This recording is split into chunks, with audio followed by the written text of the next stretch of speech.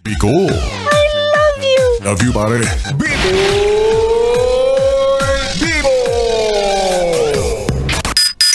Yes, friend! Kasama mo na ang bibi mo sa radyo, DJ Biboy Bibo! Yes, friend! Sabi nila ang tunay na kaibigan, makakasama at makakaramay mo sa kahit anong larangan. Pero, paano kung ikaw ay nakipagkaibigan para lang madiligan? Oy! Ibang usapan na yan, ha? Ikaw, ha? Kontrobersyal ka talaga. O, diba? Kaya mga yes, friend, dapat open-minded tayo dito, ha? Bawal ang bastos. Ako lang pwede. Charot, charot. O, hindi kasi aminin na natin, no, mga yes, friend, may mga ganito talagang klase ng setup sa ating lipunan. May mga ganitong klase ng tao. Oo, ano ba yung pinag-uusapan natin ngayon?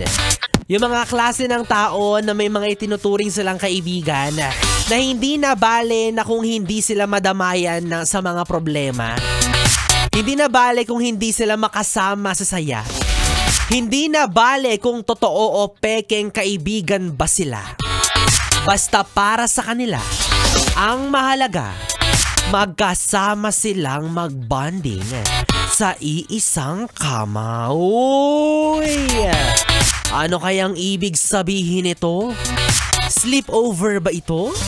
Slumber party? Pajama party? O baka naman, third party? Ay, di ko alam, ha?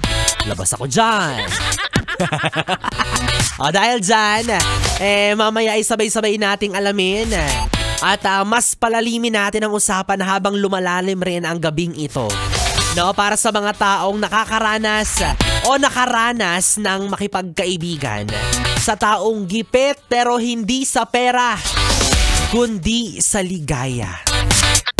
O kaya naman ang tanging solusyon na kinapitan ay humanap sila ng makakasama pero hindi niya jowa.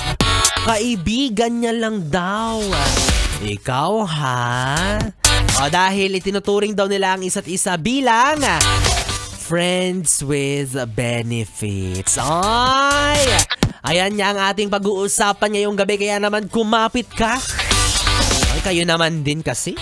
Sa dinami-dami ng pwede ninyong i-avail na benepisyo, yan pa talaga yung napili ninyo. Kakainis. O siya, wala na ba mga yes, friend? Kapiling nyo na ako, DJ Biboy Bibo, ang DJ na single, ready to mingle. Basta, walang label. Pwede nyo akong makatabi hanggang mamayang alas 12 para sa ating BB Time. Dito pa rin at dito ka lang sa 101.1 Yes FM Solid.